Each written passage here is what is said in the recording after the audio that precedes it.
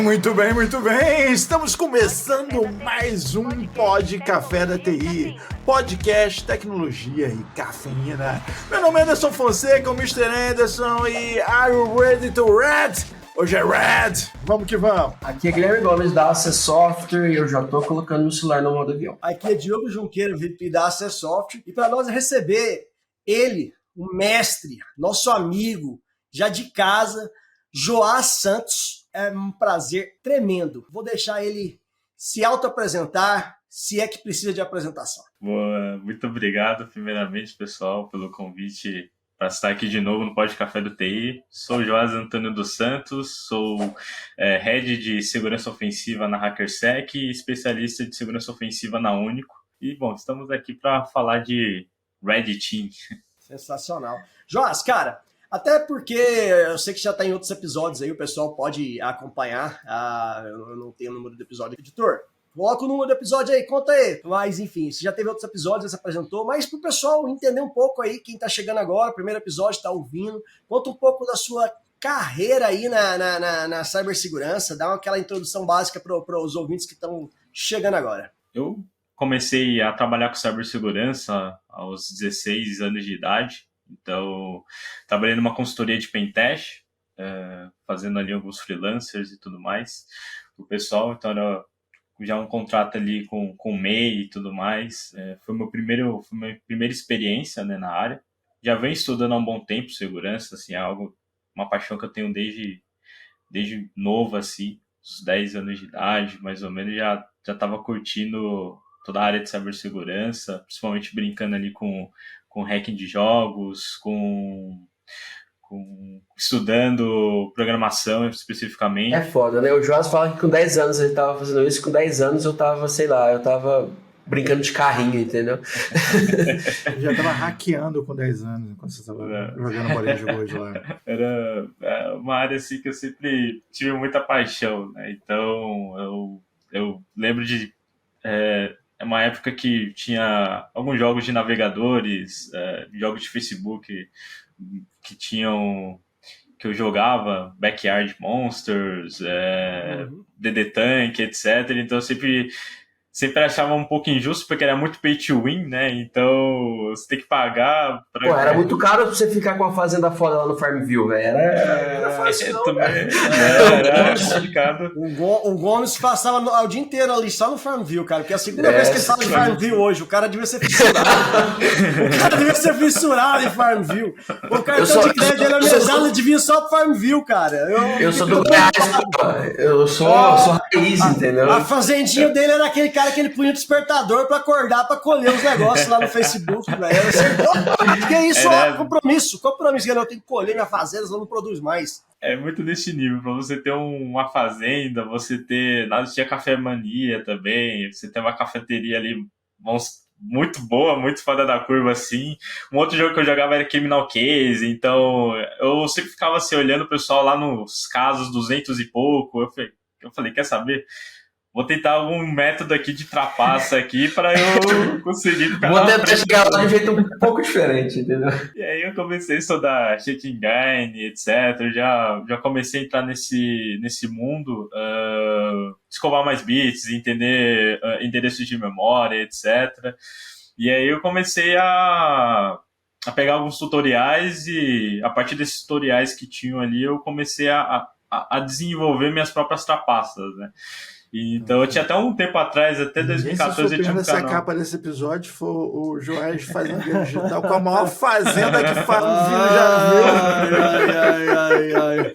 Do dia pra noite. Eu tentava usar meus códigos ali no GTA pra ter vida infinita.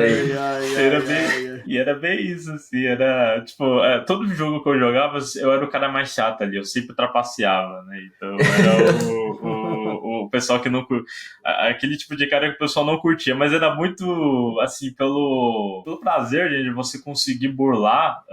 Eu lembro que um cheat que eu consegui desenvolver de uma forma mais, acho que onde eu realmente escovei bits ali, foi um pra Point Blank, então, 2014, jogava um Point Blank, que era um FPS, que era concorrente do Combat Arms, entre outros FPS ali da época. E aí tinha um AWL, né, que era cheat, onde você conseguia ver os inimigos através da parede. Então, e comecei a entrar nos fóruns como Web Cheats Brasil, entendendo como que era a lógica das programações dos mapas, do anti-cheat do jogo, e aí eu fui criando meu próprio vetor meu próprio cheat ali, né? O meu próprio bypass ali. Vetor de trapaça. Exato. Na verdade, você estava jogando outro jogo, né? O teu jogo era outro, né? O teu jogo era como subverter o jogo. Exatamente. E aí era essa diversão que eu tinha. Eu falei, bom, aí eu comecei, na época eu estava em algumas comunidades de Facebook, de Barbie Brasil, etc., algumas outras comunidades que foram ali surgindo. E aí começou, aí na época eu já tinha conhecimento do Backtrack, depois foi migrado para Kali ali em 2012, 2013. E aí foi onde em 2013 eu comecei a virtualizar, né? Tinha uma máquina não muito potente. Aí eu comecei a usar o notebook do meu irmão para virtualizar. Então, ele jogava Point Blank no notebook. Aí comecei a pegar o notebook dele para virtualizar algum Kali Linux ali, né? E foi aí onde eu comecei. Comecei Uma potência de processamento. Exato, tipo 8 GB de RAM. Um brute force mais feliz. Saí de um positivo com Celerium ali, 1 GB de RAM, para um HP com 8 GB de RAM ali. Então era maravilhoso para virtualizar. E comecei ali as brincadeiras, né? Aí entra aquele lado mais Black Hat, né? A gente falava, né, na época, o Zone H cantava, que a gente fazia lá as paradinhas aí, defacement, saía colocando no Zone H. Foi esse lado aí Black Hat que a gente vai iniciando. E aí, depois disso, tomei uma encarcada que é até o meu prefaciador, né? Do livro que depois eu vou falar. O Alex Oliveira, ele deu uma encarcada, falou, cara, isso daí não é vida não, sai dessa vida aí, porque senão você não vai ter moral, você não vai ter um futuro aí, uma carreira, né? Você vai ficar, você tá jogando sua capacidade. Para de pichar a parede. Exatamente. Tipo assim, para de pichar a parede e vai pintar um quadro, né? Vai vender vai pintar um quadro. Essa comparação aí é perfeita, né? Para de fazer essas coisas que, porra, não serve pra nada e vá... Né, não que pichar a parede, não. Grafite é arte, tá, gente? Antes que alguém diga, pichar, não. Grafite é arte. Então, para de pichar pra fazer grafite. Exatamente. No meu caso, eu pichava mesmo. O grafite é você entrar lá no site, é um bug bounty, né? O grafite é um bug bounty. É isso. Essa é a vulnerabilidade e reportar. Isso é o grafite. Agora, a pichação é você achar a vulnerabilidade e detonar o site. E vulnerar. Exatamente.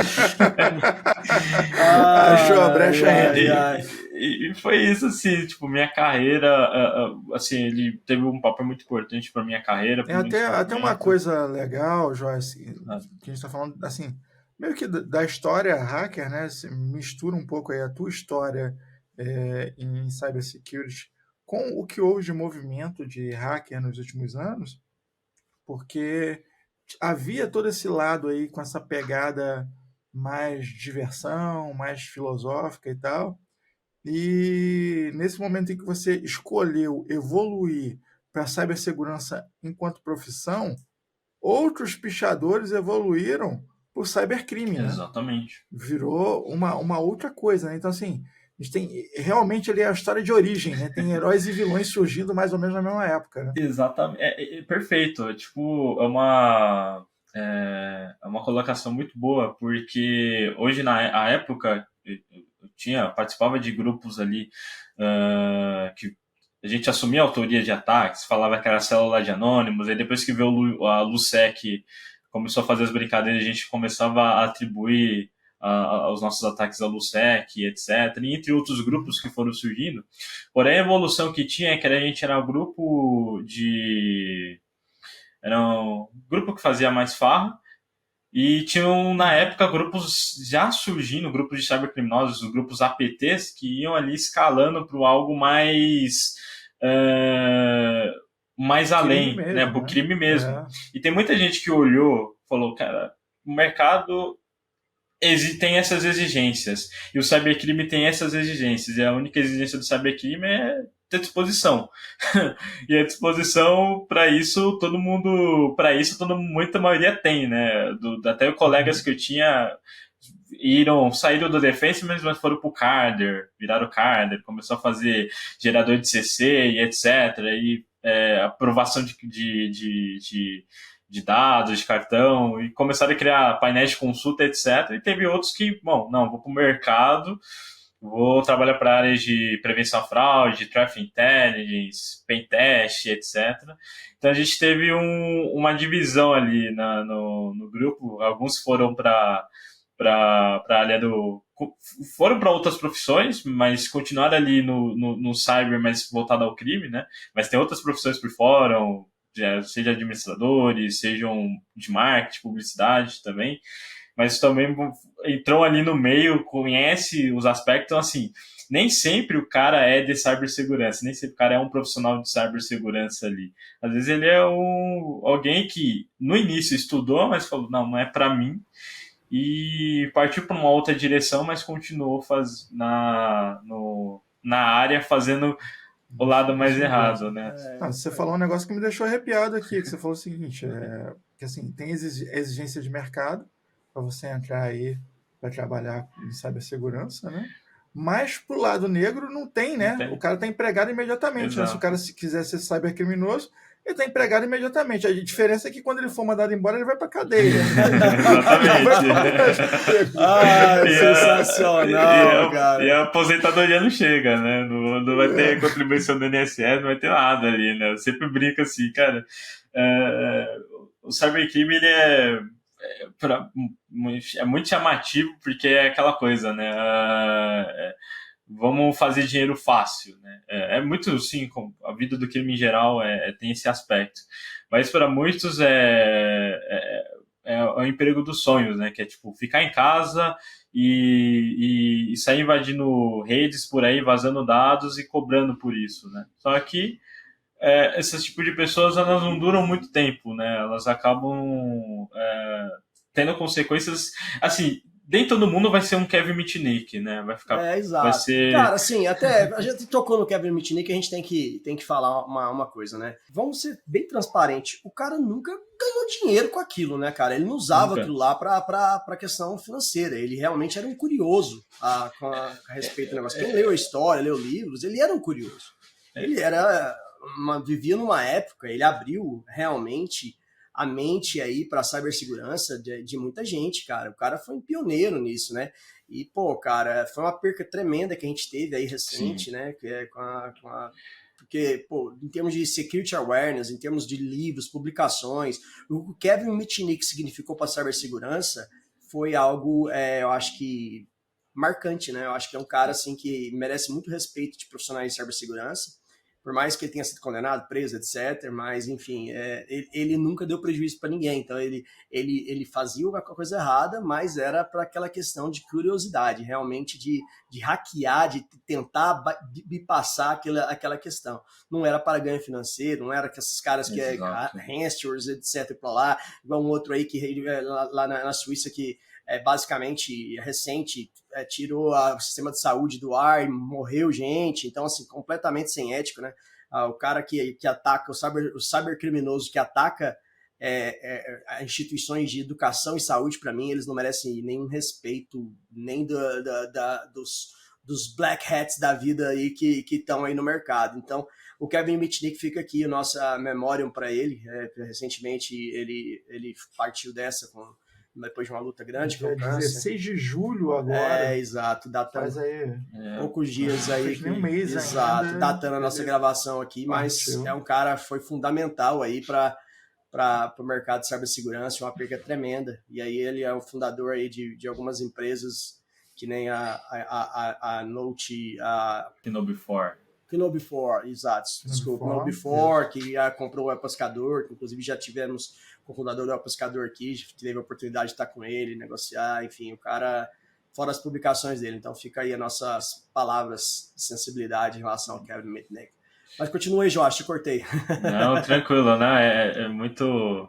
esse momento, assim, eu realmente quero admitir que ele fez muito pro hacking ah, do que muita gente olhando assim por fora fala, não, ele só foi apenas um hacker que invadiu determinadas empresas, talvez um grande engenheiro social, mas não só isso, né? O que ele fez não só para o hacker, mas também para a área de cibersegurança é impactante até os dias de hoje, né? Então, com certeza.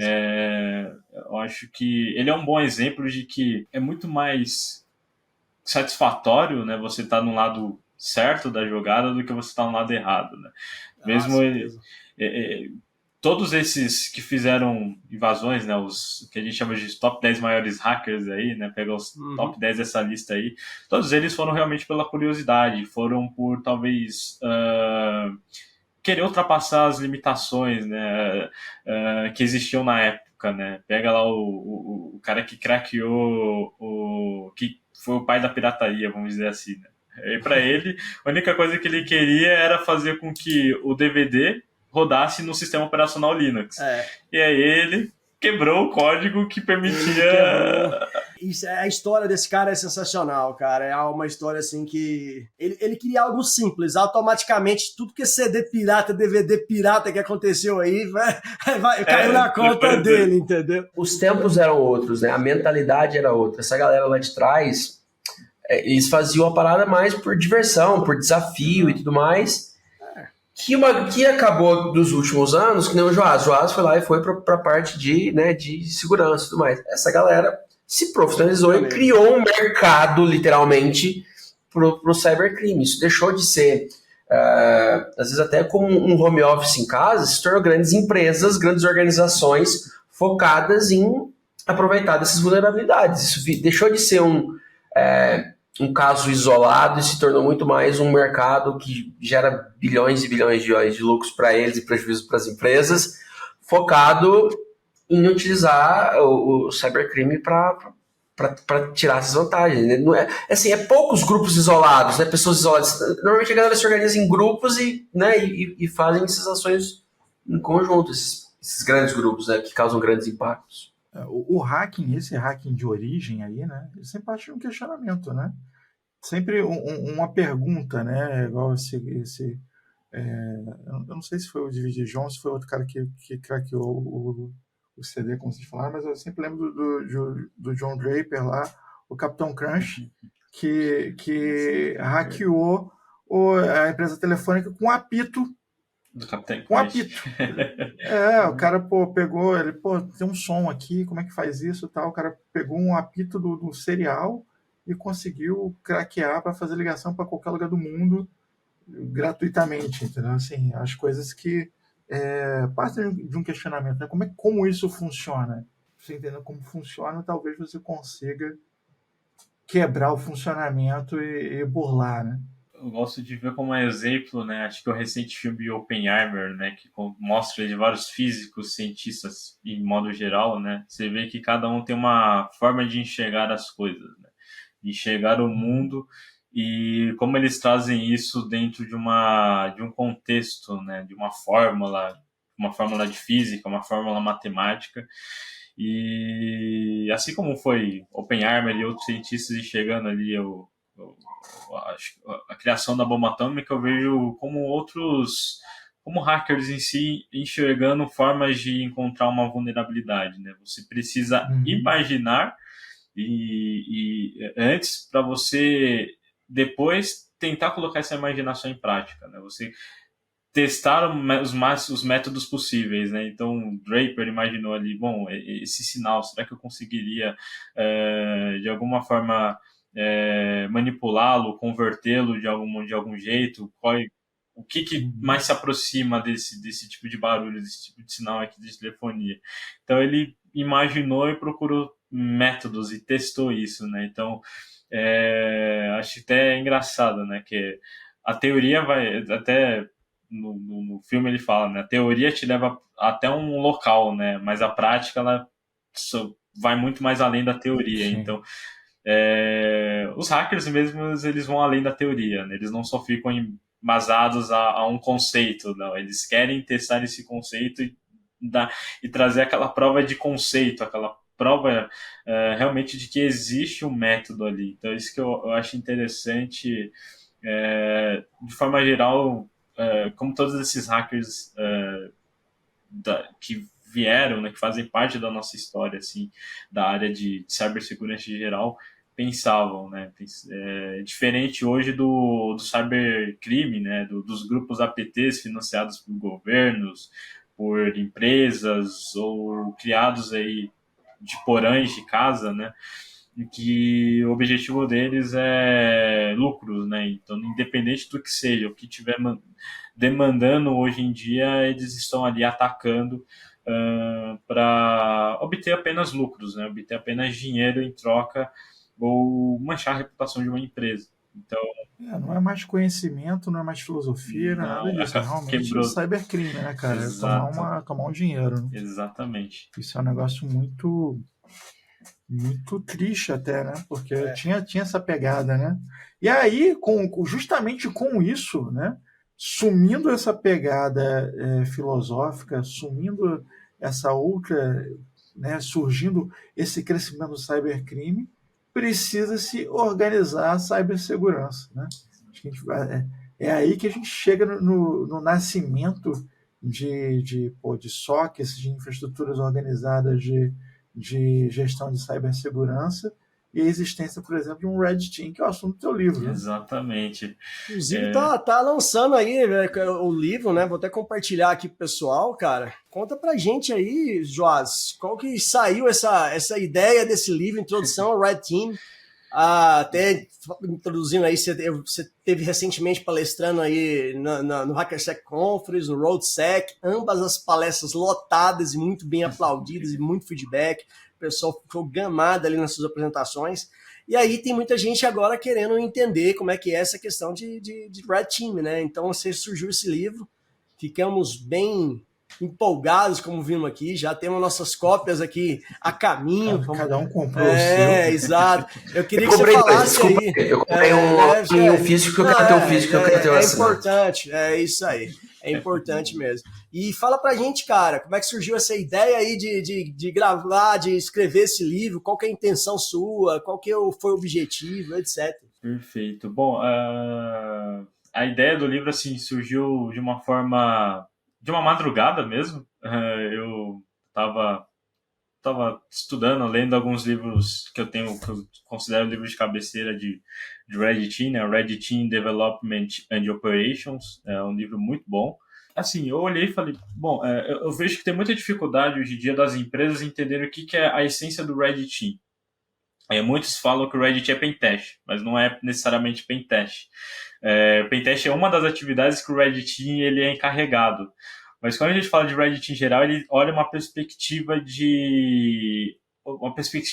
geral ofensiva, mas é muito alinhada ao negócio da empresa. Então, independente da empresa que você trabalha, qual que é o modelo de negócio e qual que é o core, né, da sua empresa? Será que é um produto, é um serviço, etc. E o Red Team ele tem que olhar para isso e definir estratégias junto com o Blue Team para criar uma camada de defesa que olhe também para o negócio. E para isso você precisa atacar, entender quais ameaças fazem sentido para o seu negócio. E aí, olhando para isso, é um pouco complicado de você chegar numa reunião e explicar que o Red Team é diferente de Pentest, e olhando que o mercado de livros aqui no Brasil não tem guias como esse, né? Livros como esse para até mesmo empresas criarem suas próprias operações internas, só conteúdos lá fora. Eu peguei como base conteúdos que já tinham lá, conteúdos que tinham lá fora, cursos e livros que eu já fiz ou que eu tive acesso através de amigos, e criei esse livro direcionado justamente para o cenário hoje atual do Brasil, né?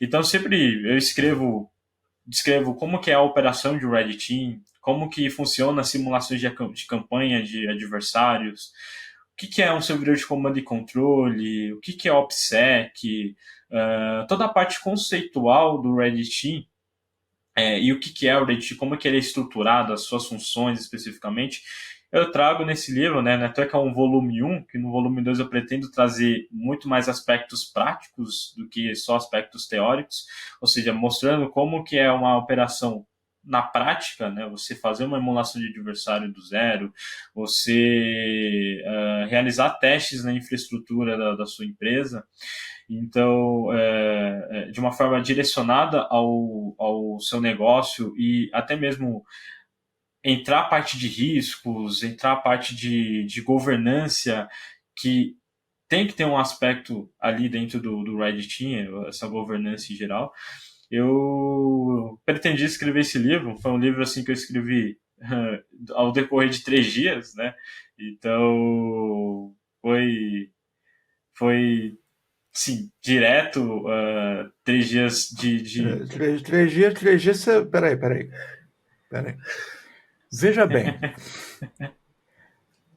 Em 3 dias você botou para fora, né? Pra Porque fora. tem anos aí de informação acumulada. Exato. Então, assim, Mas em 3 dias você botou para fora. isso ele aí. pode ter anos de informação acumulada. Ele botou pra fora em 3 dias um fucking livro, velho. Já é anormal, cara. Mas, assim, a quantidade de conteúdo que ele botou ali não é um negócio que brotou de repente, tá? O que eu achei mais legal é, botei pra fora em 3 dias e já planejei o segundo. Por isso que eu Assim, coloquei não deu pra caber tudo em um livro, vou ter que fazer outro. E pior que não deu mesmo, assim, o livro, na essência, assim, ele tem 229 páginas, né, no total. Não é um livro de 10 páginas, de 50 páginas, não é um mini livro, né, cara? É um negócio... Foi um livro que eu escrevi umas 400 páginas, tudo também acréscimo dos conteúdos que eu já tinha feito, né, então eu sempre publico conteúdos, e aí, bom, eu vou dizer que eu reaproveitei uma coisa ou outra ali, e aí eu já... Claro, né, você aí, já tem um material pronto sobre alguns assuntos que são essenciais para abordar ali, você só juntou e faz sentido. Perfeito, exatamente. A parte que, sim, foi um dia mais ali para pegar alguns aspectos de ferramentas que eu mostro, aí eu gerando as POCs e tudo mais, e aí o resto foi uma semana mesmo de 2 semanas, né, com a editora fazendo processo de revisão, colocando ali tudo, fazendo a editoração dele ali para sair de forma mais adequada e, claro, com o prefácio do professor Alex Oliveira que topou. Aí eu tava procurando alguns amigos assim como prefaciador, aí não dá, tô ocupado para ler o livro. Aí falei, vou ver se eu falo com a professora, e falou, não, me dá o livro aí. Aí 2 dias o cara já tinha acabado o livro e me deu um feedback. Falei, ajusta isso, e de resto você já pode colocar meu nome aí, pode colocar meu texto aqui de prefácio aqui e vamos para cima, né? Então, até pro pessoal que tá chegando, você tá fazendo introdução ao Red Team, mas como assim é o time vermelho? Às vezes tem pessoal que não é da área de segurança, cara, acontece bastante. A gente tem um público bem eclético aqui, você vê a pesquisa, tem pessoal da área jurídica, então acho que é importante a gente dar aquela pincelada para o pessoal não ficar perdido e o pessoal que tá querendo aprender. Cara, o que é Red Team, Blue Team, Purple Team? Dá uma breve introdução simples, só para o pessoal entender aqui já, ficar situado e aprender com o mestre. Perfeito. O Red Team, o Blue Team, que são as 2 cores principais, pegando aquele jargões do exercícios do governo americano, do exército americano, né? O Blue Team defende e o Red Team ataca, né? Dentro de cibersegurança, a gente adotou. É muito comum a gente adotar muitas coisas do ramo militar para dentro da cibersegurança, né? Toda a questão de cyber kill chain, por exemplo, algo muito militarizado, que trouxe ali a sua versão o cyber kill chain, né? Trouxe ali para a parte de cibersegurança, mas tem outros kill chains, né? Outras formas de cadeia de ataque, etc. E aí a gente trouxe o nosso aí para a cibersegurança. E aí, quando a gente fala de Red Team, o Red Team ele é o time responsável por toda a parte ofensiva. Então, quando a gente fala de... Bom, para quem está aí dando um exemplo mais empresarial, né? Se você vai contratar algum produto, fechar... atualizar algum produto específico, contratar algum tipo de serviço, qualquer tipo de coisa, que principalmente vai ser usada a infraestrutura da sua empresa, seja dados, seja a infraestrutura tecnológica, alguma coisa do tipo, o Red Team ele surge ali como alguém para olhar nas ameaças que isso pode trazer. Bom, eu ter esse produto dentro do meu ambiente, quais os riscos, quais são as ameaças que isso pode acabar gerando e os problemas de segurança que eu tenho que me preocupar. E aí o Red Team ele tem esse papel muito de conversar com o Blue Team para dizer o seguinte: bom, vocês vão contratar produtos, vocês vão contratar uma solução, sei lá, de EDR, um antivírus, algum CIEM, qualquer coisa de solução de segurança, ou uma outra área ali, outras áreas assim, vem contratar uma solução, um CRM, um RP, etc. O Red Team ele tem esse papel de olhar quais são, mapear as ameaças que podem que afetam esse tipo de ferramentas, soluções ou esse tipo de produto e validar se atende principalmente os requisitos de segurança se a empresa atende todos os requisitos de segurança.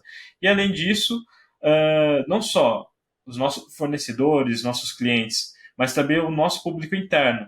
E aí é onde a gente faz campanhas, né? Campanhas internas que o Red Team é envolvido. Fazer campanhas de engenharia social, que é simular um ataque de phishing, simular um ataque físico, por exemplo, tentar ir lá no escritório e subir até o DP, né? A parte de processamento de dados ali, até os data centers e tudo mais da empresa ali, ou até mesmo, sei lá, chegar até o escritório do presidente da empresa. O cara do Red Team, ele pode entrar onde ele não deve nesse nível? Nesse nível, assim, o objetivo é analisar quais são, olhar para o perímetro da empresa. Não tem limite não, cara. Se você falar assim, não, você pode acessar, mas aqueles caras ali, não, aí é sacanagem, né, velho? Exatamente. Você tem que testar todo mundo. Mas e se a segurança pegar? Aí, claro. Ué, significa... Eu quero, peraí, eu sou Red Team, não me leva preso não, pelo amor de Deus. Mas para explicar, tem todo um contrato. Tem todo um contrato, tá? NDA. Tem todo um NDA, exato. Muito bom. Não é só assim, vou fazer um teste ali. Se por acaso pegar, se alguém pegar, eu mostro eficiência, né, Joás? Chega tá do Blue Team. Mostra a eficiência do Blue Team, aí chega lá e mostra. Mostra a eficiência dos controles, né? Então, assim, o Red Team ele olha para tudo, para processos, para controles, para tecnologia, para terceiros e tudo mais, olhando toda essa parte de ameaças, né? E aí o Blue Team, ele tá ali como cara de defesa, né? Ele tá olhando assim para todo o perímetro, ele defende os principais perímetros da empresa, perímetro externo, interno, pessoas também, e aí implementando controles de segurança, processos, criando um processo de resposta a incidente. Sempre o Red Team ajudando a validar se esses processos estão adequados, né? Se o EDR foi contratado também configurado, se o processo de resposta a incidente está adequado, ou se tem gaps ali no processo de resposta a incidente, né? Então, assim, o Red Team ele simula um ransomware ali na rede. Como que o Blue Team atua? Então, o Blue Team ele é o cara da defesa, né? É o cara que tem que garantir que o ambiente esteja 100% seguro, né? E o Purple Team, ele já entra como um braço para unir os dois, né? Então, assim, vamos criar campanhas que façam sentido para o Blue Team e para o Red Team. Porque às vezes o Red Team, às vezes a gente quer pensar muito além da conta, né? Chega a falar, vamos fazer uma campanha de testar, sei lá, todos os dispositivos inteligentes do escritório. Aí o Blue Team fala, tá, mas a gente nem sequer tem nada monitorando ali, a gente não... não, tudo bem, isso daí não é da minha conta, né? Eu vou testar e vocês se viram depois. Não é bem assim, né? Então, por isso que o Purple Team, ele olha para uma perspectiva ele olha todo o negócio, olha o que o Red e o Blue Team tem e propõe campanhas, propõe atividades que os dois acabam colaborando ali para que gerem insumos para que o Red Team ele consiga aprimorar futuramente suas campanhas, direcionar para algum ponto específico, e o Blue Team direcionar toda a parte de defesa, investimentos, processos, tudo ali para garantir que as coisas funcionem da devida forma e segura, né? Então o Purple Team ele tem muito nesse papel ali, né, de juntar Red, né? Até que a junção das cores, Red, Blue Team, você forma o Purple, que aí... Aí segue o caminho, né? Exatamente. Eu costumo dizer que o Purple Team é a galera... você sabe que assim, o Samuel Jackson, o cara quando foi trabalhar em Star Wars, né, tinha lá o time com o sabre azul. Falar em sabre aqui, ó. Presente, inclusive, aqui, ó. Agradecendo aqui. Sabre vermelho? Sabre vermelho? O meu não tá ligado aqui, mas agradecer aí o Mr. Anderson e o Gomes pelo presente, trouxe aí, cara, o negócio é sensacional, fica aqui. Mas qual é a parada? Olha que loucura, que foi justamente o que ele pediu, né? Não, os heróis têm sabre azul, os vilões têm sabre vermelho. Ele virou virou e falou, pô, eu não posso ter um purple, né? E é justamente a mistura das duas cores, né? Olha que curioso, né? E o George Lucas permitiu, não, você pode ter um purple. E existe essa necessidade, né? Existe uma necessidade de uma mistura das duas ações, né? Com certeza. Mas dá para ter só um? Não existe Blue Team sem Red Team, nem Red Team sem Blue Team. É meio que um casal inseparável, assim. Ambas as áreas elas têm que coexistirem juntas, porque não adianta você só ter alguém que só ataca dentro do ambiente e não ter nenhum perímetro de defesa, ou o time, ou não ter um Blue Team ali para que garanta a efetividade na aplicação dos controles de segurança. Então, a mesma coisa do Blue Team, não adianta a gente ter só implementar os perímetros de defesa, os controles de segurança e tudo mais, e não ter alguém para validar, alguém para olhar e falar, precisa melhorar nesse ponto, precisa aprimorar ou adquirir um controle de segurança específico, uma solução específica para a gente elevar a nossa maturidade. E aí, claro, né, nessa ajuda a gente tem inúmeros frameworks, o NIST, o CIS, a ISO, o MitraTac, o CyberQChain, entre outras... Inclusive, você é colaborador de um desses, né? Até onde eu sei, eu não sei se você tá mais de um aí. O MitraTac, a gente acaba... ele acaba abrindo essa possibilidade de pessoas, né, de pesquisadores, profissionais de cibersegurança de todo ao redor do mundo, né, contribua com pesquisas, com algum ataque, algum acontecimento, né, que teve na sua empresa, talvez algum ataque específico aconteceu na sua empresa, foi muito direcionado para o seu negócio, e você quer contribuir com o Mitri, mapeando ali quais foram as táticas que foram utilizadas. Conta pra gente, você já teve, o seu nome tá lá, não tá, Joás? Como é que é esse negócio aí? como é que é a sensação de ter seu nome, assim, cara, deve ser muito legal, né, assim, para um profissional de segurança, pegar um MitraTac, cara, que é algo assim, é a base da segurança ali, de vulnerabilidade, ver o seu nome como contribuidor lá. Conta pra gente, qual que é essa sensação, cara? É muito bom, porque o pessoal do Mitri, eles são um pessoal muito colaborativo. Então, quando eu falo, não só pelos projetos que ele tem, mas é um pessoal que... você não é assim, vou mandar minha contribuição e pronto, né? Não, eles pedem mais insumos, eles tentam agregar, eles te colocam em contato com outras pessoas. Falam, bom, interessante. Eles não desperdiçam informações. Eles não chegam em você e falam, não, alguém já reportou isso, então você não precisa mais reportar. Não, eles querem criar uma base tão avançada que para até mesmo o Blue Team olhar e entrar lá, poxa, quero conhecer uma tática, quero conhecer uma técnica, quero entender como que o atacante explorou. Ele ter tantos insumos que vão agregar. E é legal, assim, que é um projeto que está sempre muito em aberto e sempre precisando não só de atualizações, mas de coisas novas, né? Então, já ajudei a contribuir com novas técnicas, né? Novas técnicas ali dentro de algumas táticas específicas, né? Técnica de acesso de evasão, de coleta de credenciais, de persistência, e para inúmeros cenários, né? Cloud, containers, cenários mais enterprise, né? Com Active Directory ou Linux ali como servidores. E isso acaba te satisfazendo muito, né? A mesma forma acho que é a mesma coisa de você satisfazer escrevendo um livro, né? Então, porque você está fazendo alguma contribuição, alguma diferença ali, não vai só para ajudar a sua carreira, né?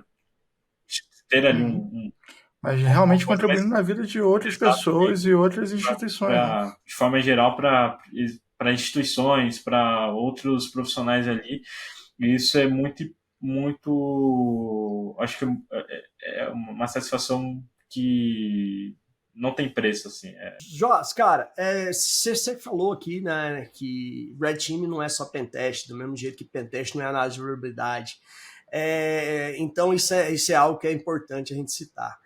Com base até no seu livro ali, Introdução ao Red Team, né, fala pra gente quais as principais técnicas utilizadas pelo Red Team, né, ou áreas específicas, e o que o leitor pode esperar ao ler o seu livro. O que você tenta passar ali para aquele leitor que vai estar ali interessado? O link vai estar aqui na descrição do episódio, então já fica a dica. O que ele pode esperar ali?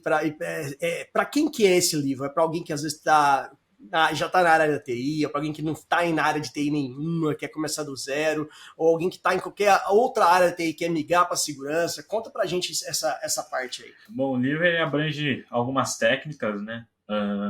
Ele vai muito focado em como você criar campanhas de simulação de adversários, entender como que essas campanhas funcionam, como que eu vou lá no Mitre e coleto o que a gente chama de TTPs, né, as táticas, as técnicas, os procedimentos que os atacantes utilizam para comprometer as empresas, né, especificamente. E eu trago uma visão muito entry-level, né?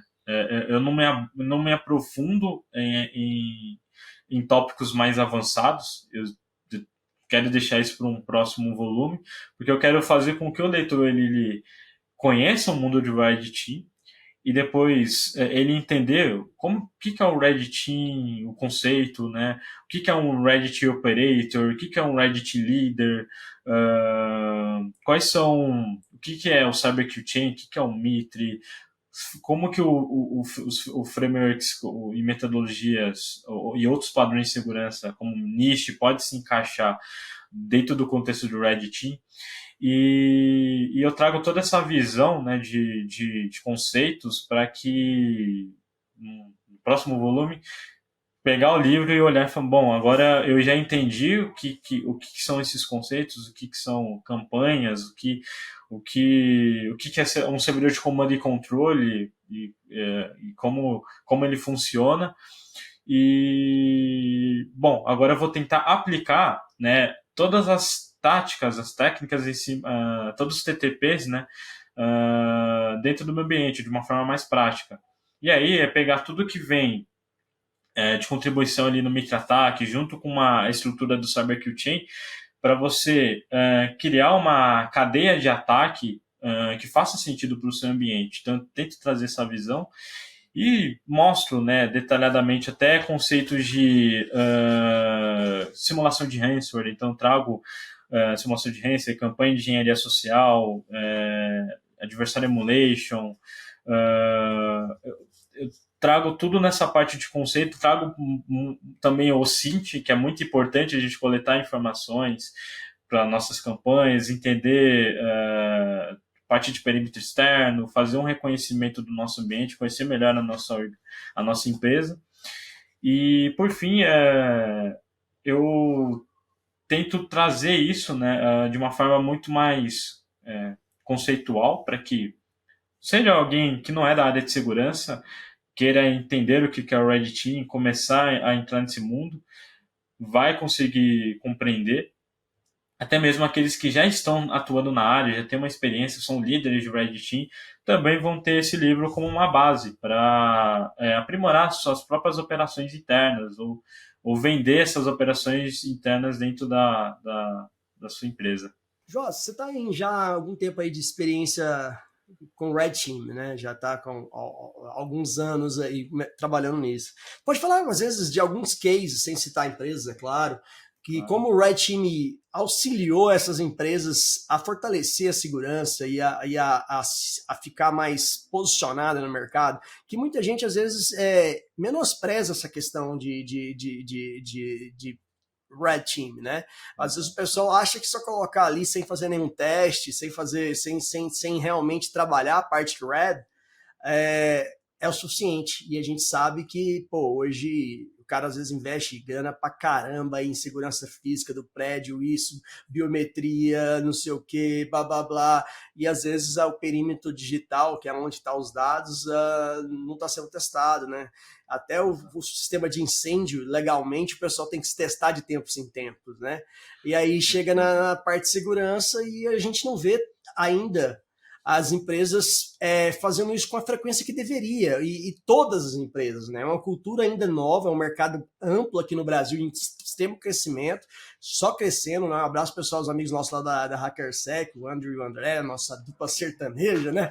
Então, assim, que está contribuindo bastante para isso, então, onde o Joás é um dos consultores-chefes lá na parte de Red Team.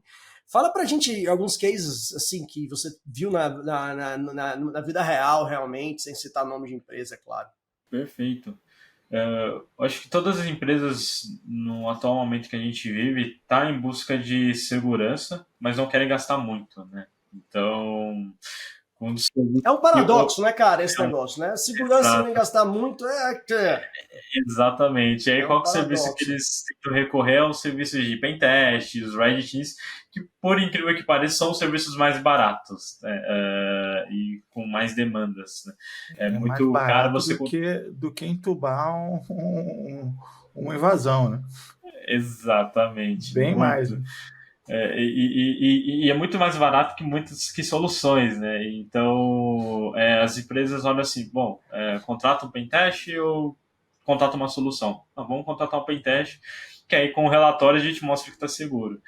Então, hoje, assim, em casos que eu atuei, desde como um internalizado ou em consultorias, o papel do Red Team ele se tornou muito fundamental em vários aspectos. Primeiro, entender o perímetro externo da empresa. Ninguém sabe hoje,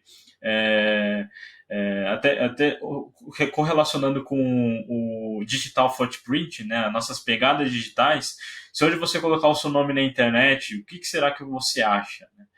Agora imagine o nome da sua empresa, o que tem disposição da sua empresa, e não só na internet, no Google, né, mas em fóruns por aí, ou até mesmo ativos, né? A gente tem milhares de servidores, hoje com cloud, então milhares de instâncias com várias aplicações, e a gente recorre para fazer um teste especificamente, né? A gente analisar esse perímetro, coletar informações, né? Não, já aconteceu às vezes o cara nem saber que tem servidor apontado para fora, e aí foi um cara lá que ficou 6 meses na empresa, ele subiu um serviço, apontou para fora, o cara saiu, o serviço ficou rodando e é isso. Exatamente, já teve casos que eu deparei com RDP, com SSH, de serviços totalmente expostos, FTP já, tudo aberto, e a empresa, né, o time de segurança em si, responsável, eles não têm o tempo, ou eles olham para escrever políticas, arrumar a casa ali internamente, definir processos, ou eles fazem esse trabalho de olhar o perímetro externo. Então, um dos acréscimos do Red Team é isso, né? Você tem pessoas que vão olhar por todo o ambiente externo, levantar informações da sua infraestrutura, e trazer a visão de ataque em cima, né? Com essas informações, o que eu consigo realizar dentro do seu ambiente. Então já teve clientes que, com serviços como esse, acabou minimizando muitos impactos que, consequentemente, poderia ocorrer se houvesse uma invasão, e gerou uma maturidade muito grande que, com certeza, acabou gerando novos negócios, né?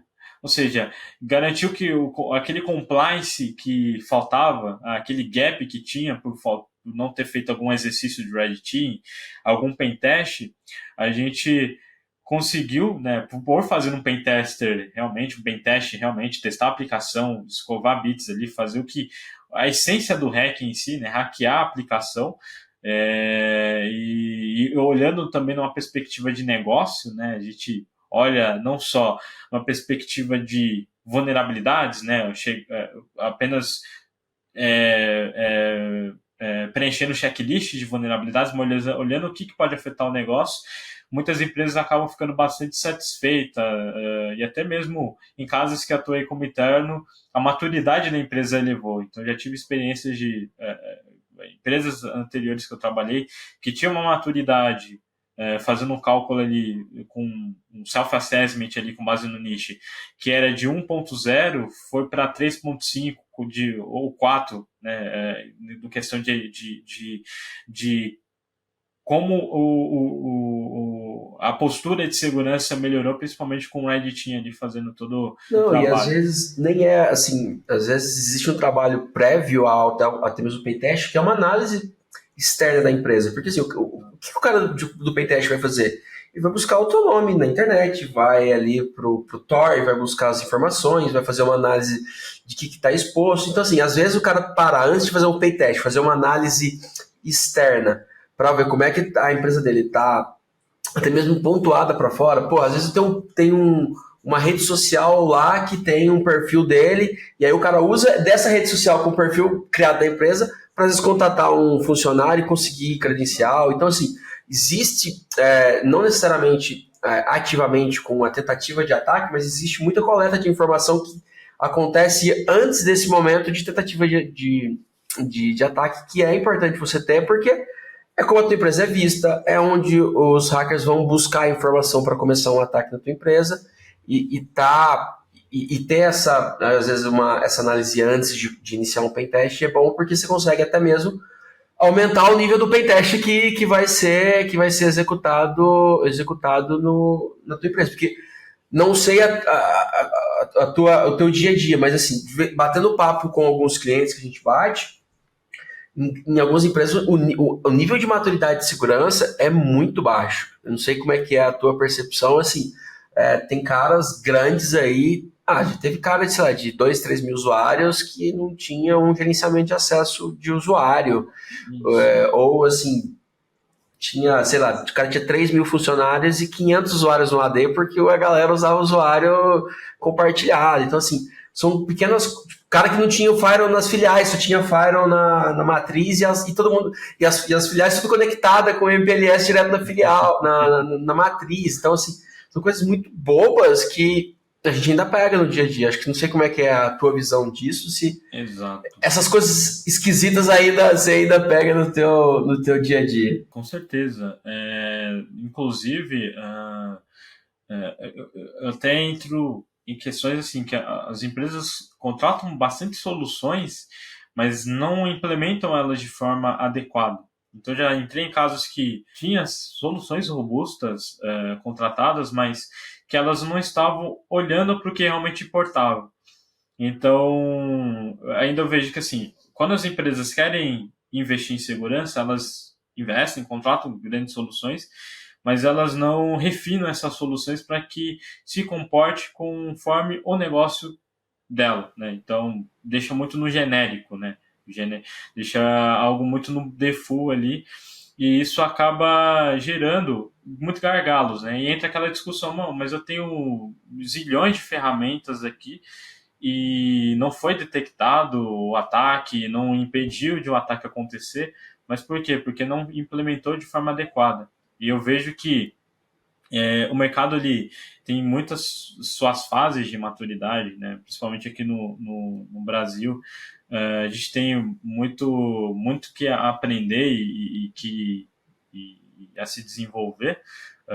Então, desde falta de uma esteira de desenvolvimento seguro, falta de processos internos, falta de controle de segurança, falta de conscientização, tudo isso acaba sendo um gap que é muito perceptível, né? E desde empresas pequenas a empresas grandes, corpos assim, que muitas vezes têm somente filiais aqui no Brasil, mas que o investimento em segurança fica na matriz, né? Fica ali somente na empresa principal e não nas filiais. Então você chega nas filiais e se encontra muitos gaps, né? Então é que muitos ataques acontecem em grandes empresas através até mesmo de filiais, né? Outras que, sei lá, tem algum serviço exposto, algum bucket aberto, e muito nesse aspecto, né? Não no principal. Então, assim, é basicamente aquele negócio, né? Que os olhos não vê, o coração não sente, né, cara? Então, Exato. Basicamente, pensa o seguinte,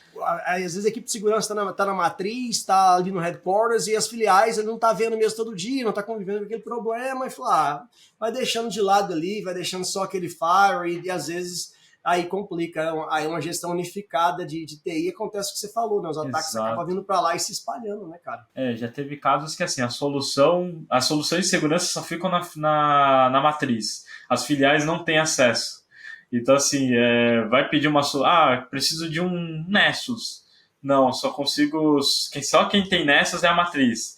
Vocês só vão ficar com...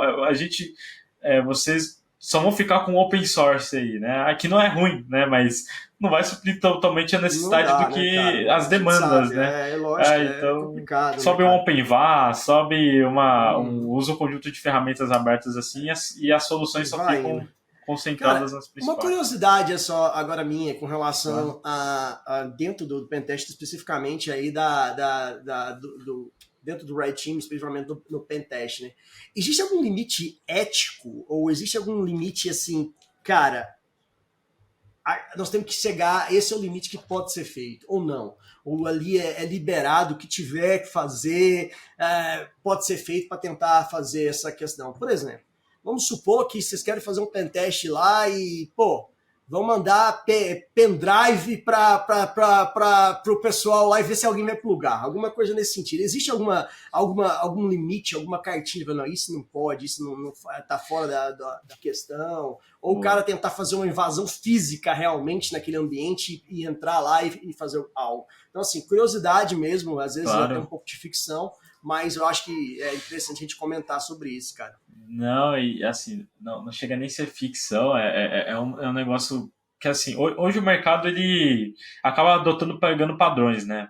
Padrões que são adotados por outras empresas, por metodologias, ou que o mercado acaba definindo ali especificamente. Então é muito comum você ver em P-testes, não pode fazer negação de serviço, não pode rodar ferramentas automatizadas, porque pode sobrecarregar a rede, evitar tudo que tipo de stress, né?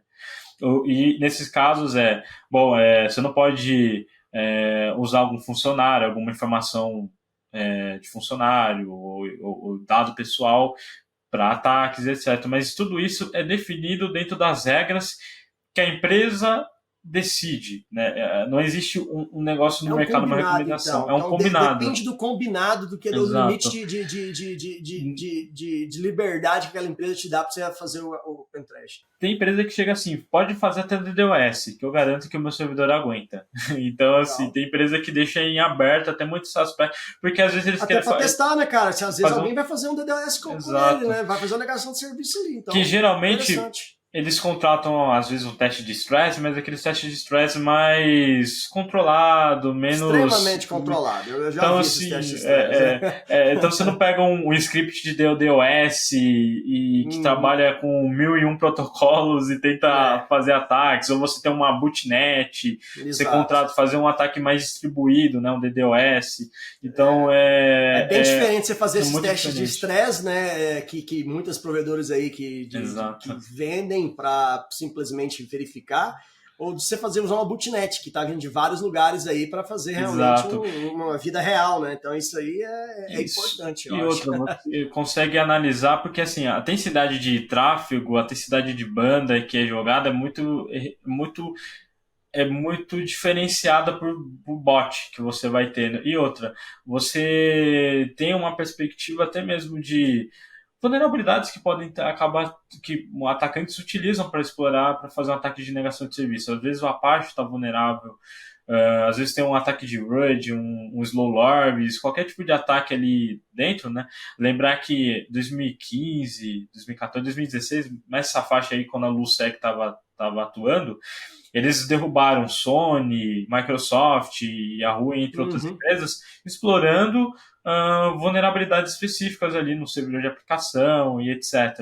E no dano ali de informações. Então, quando o mercado começar a separar teste de performance, stress testing, análise de vulnerabilidade e tudo mais, com o que realmente é o papel de um pentest, já vem lá da década de 60, 70, com o pai da segurança, né, o James P. Anderson, né, ele já sempre trouxe ali o pentest especificamente como funcionava, né, hackear, né, você quebrar, né, as coisas, né, então trazendo desde essa época para cá essa é a essência que é o pentest, talvez seja até um serviço mais valorizado e as empresas vão entender que, bom, o pentest não é para início, é para quando eu já tiver alguma coisa, né? Para quando eu já tiver ali uma política de segurança, um processo, um plano de resposta a incidente, assim como empresas que querem fazer simulação de adversário. Você não pode fazer uma simulação de adversário se você não tiver, no mínimo, um processo de resposta a incidente, um time de blue team ali. Senão é covardia, né, cara? O negócio não for organizado. Que simulação vai ser essa, né, cara? Não adianta. O cara vai fazer um teste de aquela simulação de incêndio e os caras não tem nada, entendeu? Não faz sentido. Não tem extintor. Não tem saída de emergência. Não tem extintor, não tem saída de emergência, não tem treinamento, entendeu? Toca o alarme de incêndio, só fica todo mundo correndo para um lado para o outro igual os loucos. E às vezes o alarme nem funciona. Não adianta você chegar lá tocando fogo na lixeira e achar que vai dar tudo muita coisa chegando aí, inteligência artificial, o pessoal já utilizando aí versões de chat GPT modificada, tem sendo vendida aí no Telegram e na Darknet, né? Então, assim, conta pra gente quais os avanços que você vê para a área de Red Team, né? O que você vê aí no futuro, o que está acontecendo, as novidades, as tendências que você vê para essa área, né? Que eu tenho certeza que a inteligência artificial vai fazer parte do dia a dia, tem que fazer parte, porque os atacantes estão utilizando, né? É algo surpreendente aí, como é que tá. Eu vi um chat GPT sem escrúpulos sendo à venda esses dias na Darknet e fiquei impressionado. Eu falei, caramba, velho, os caras já estão marketizando um negócio, já levaram para esse lado. Então conta pra gente aí o que você pensa como estudioso da área e mestre da área de Red Team. A inteligência artificial se tornou, de 2 anos, 3 anos para cá, se tornou um marco muito, muito relevante. Assim. Hoje a gente vê tanta coisa que a IA ela nos proporciona, desde deepfake, o seu aprimoramento, manipulação de voz, e até mesmo o chat GPT, que você tem bypass ali, que, bom, ou até mesmo você enganando o algoritmo, você consegue pedir para ele escrever um ransomware para você. Então, acho que a evolução é muito explícita, e eu vejo como se fosse a evolução já se tornou uma ferramenta, né? O ChatGPT, entre outras IAs, uma ferramenta que faz parte do Red Team. Então, exemplo, empresas que usam biometria facial, elas têm que se preocupar agora com deepfakes mais aprimoradas, não considerar deepfakes de 2 anos atrás, mas agora evoluiu muito essa tal da deepfake, né, cara? Exato. Tá assustador.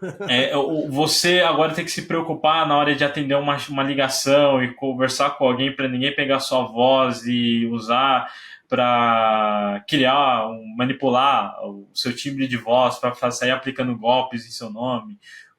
Então, assim, você tem inúmeras preocupações e que o Red Team tem que estar olhando para esses aspectos, para esses pontos. Hoje, o que demandaria um profissional, de um operador de ransomware, conhecer de C Sharp, de C, ou em qualquer outra linguagem especificamente para desenvolver seus ransomware, ele só precisa conhecer a lógica de como funciona o ransomware, basicamente. O que ele precisa, quais são vamos dizer, as melhores práticas para se desenvolver o ransomware, né? O que ele precisa fazer e o que não deu certo das ameaças que existiram, como que os analistas de malware, as empresas de segurança conseguiram conter inúmeras ameaças. Então, com isso, eles só jogam um chat GPT alternativo, né, um Black Hat GPT, vamos chamar assim, e colocar lá, eu preciso que você construa uma ameaça nesse nível e etc. Então, a gente precisa estar olhando para esse ponto e entender também como que os atacantes podem estar utilizando essas ferramentas para aplicar diversos tipos de ataques, né? Não só escrever malwares, mas automatizar ataques que levariam aí 1 dia, 2 dias para serem feitos, serem automatizados em horas e tudo mais, scripts que eles podem estar criando, novos métodos que vão surgindo para invadir uma empresa e por aí vai. Então os riscos eles acabam aumentando e cabe nós, principalmente como Red Team, né, mas falando no contexto de segurança em geral, mapear essas ameaças e entender como que essas ameaças podem ser aplicadas para o nosso negócio. Você vê hoje até novas ferramentas baseadas em GPT que prometem pegar o seu código-fonte e analisar a segurança e escrever um código mais seguro, mas imagine você colocar um segredo da sua empresa, né? Um código-fonte de uma ferramenta, de um produto seu. Tem gente fazendo isso, cara. Tem gente fazendo isso, acredita que você quiser. Tem gente fazendo. E assim, e aí eu vejo assim, empresas, né, criando com base usando como source OpenAI para dizer, vamos deixar as nossas soluções mais inteligentes, né, mas analisar os riscos que isso tem, né, porque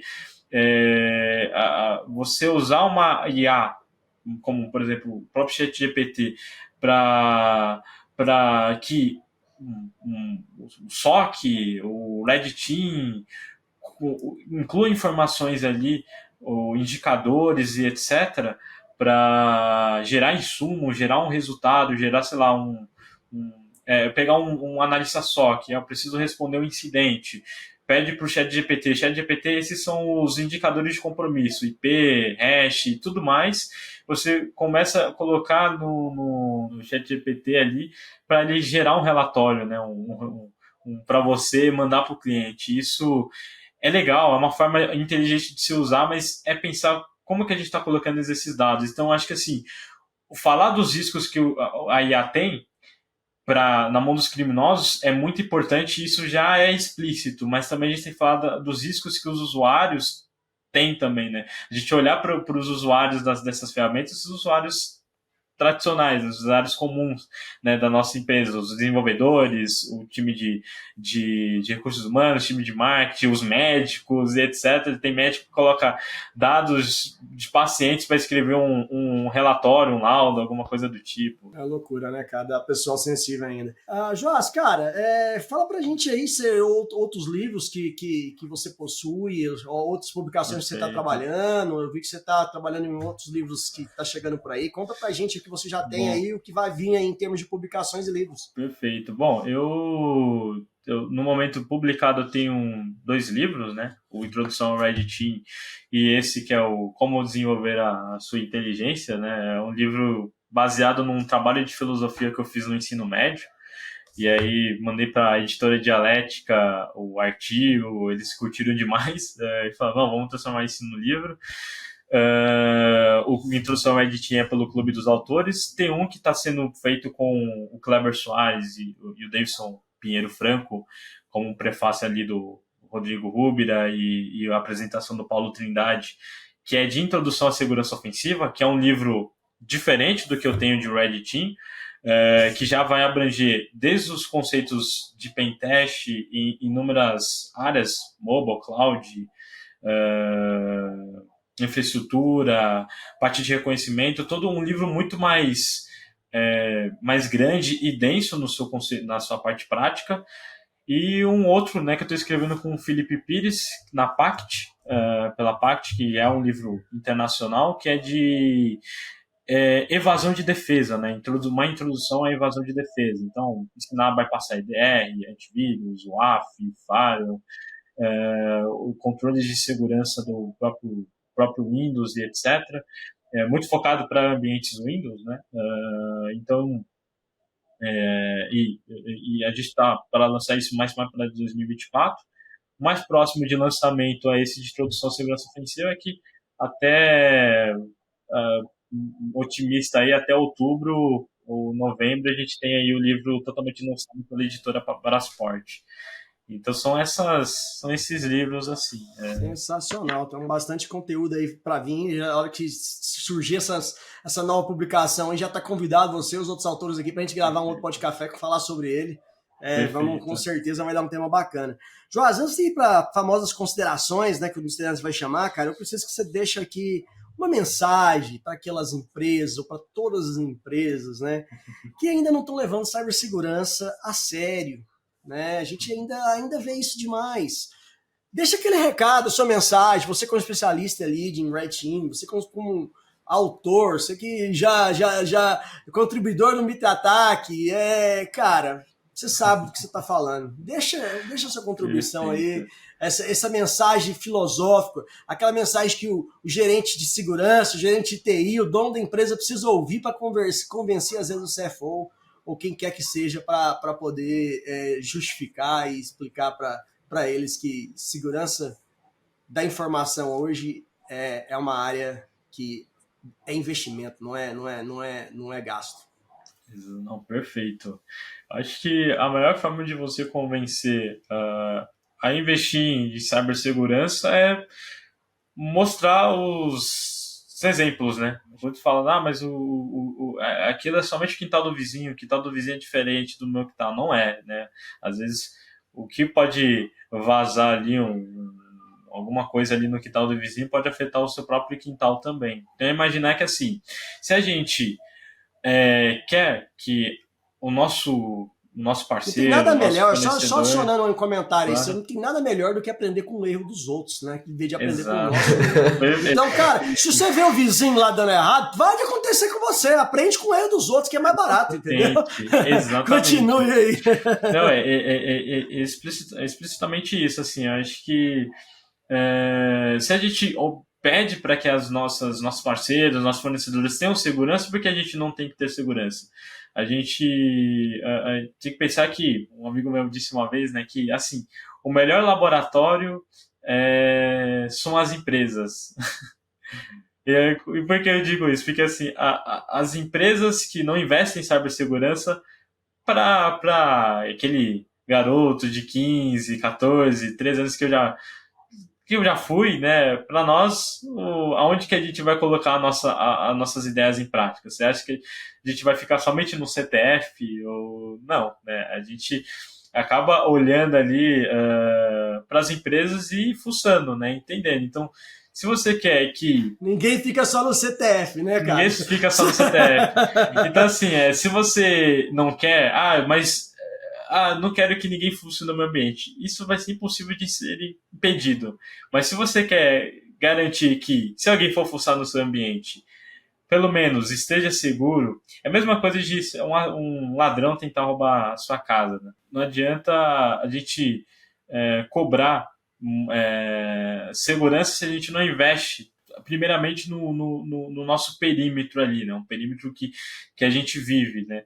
Então a gente, eu vejo como um mundo real, né? A gente precisa ter ali trancas, precisa ter um portão reforçado, tudo reforçado, janelas reforçadas para que dificulte a entrada de um criminoso no nosso lar.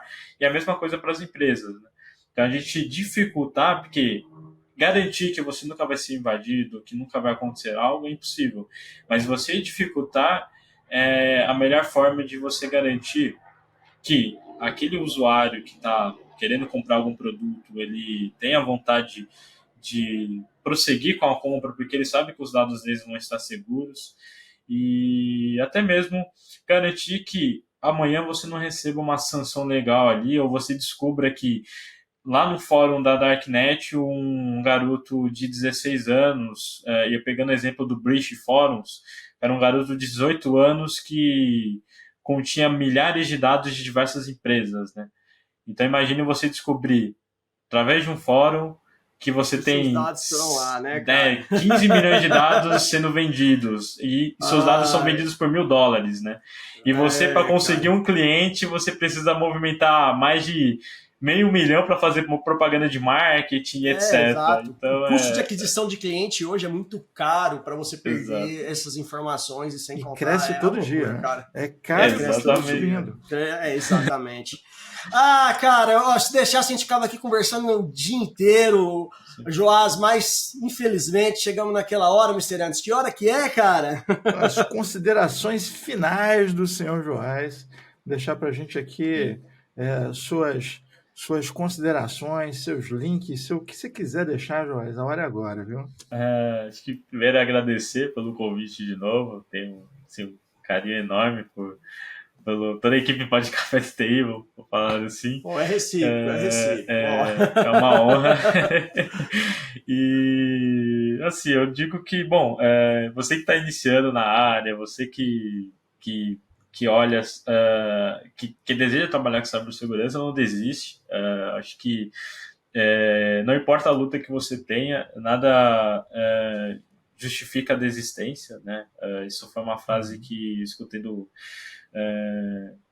um amigo, né? E ele sempre falava, né, que, cara, desistir não é mais caro do que você tentar, né? Se você quer entrar realmente na área, quer prosseguir uma carreira, não desiste. Sempre tem pessoas aí que vão tentar te ajudar de alguma forma. Sempre deixa suas portas abertas lá. Todos que curtem as minhas postagens lá no LinkedIn, no Facebook, no Instagram, no Twitter e etc. Então, acho que a maior frase, acho que eu deixo como uma mensagem final é que, use filtro solar. Pô, proteção, né, cara? Use filtro solar, é importante. É isso. Use filtro solar e, cara, venha para a área de segurança que a gente está precisando de profissionais para atuar, porque o mercado está precisando demais. Sensacional. Joás, muitíssimo obrigado novamente, cara. Com certeza, como eu te falei, você é sócio aqui da casa. Vamos gravar outros, vamos nos conectar novamente. Todos os links das redes sociais, do LinkedIn do Joás, dos livros, vão estar na descrição do episódio, pessoal. O Joás é um cara que, ele contribui, ele ajuda, ele responde, é um daqueles poucos caras que tem muito conhecimento e que ajuda a comunidade. Falo poucos porque a gente sabe que tem gente que às vezes mantém ali, não fica no circuito, mas não. O Joás, cara, a gente acompanha ele aí há algum tempo e ele ajuda mesmo quem está iniciando, o pessoal tá lá, interage, então conecta com ele que você só tem a ganhar. Se você estiver interessado em cibersegurança e aprender um pouco mais sobre a área, cara, ele é o contato certo para isso. Muitíssimo obrigado, Joás, e até a próxima.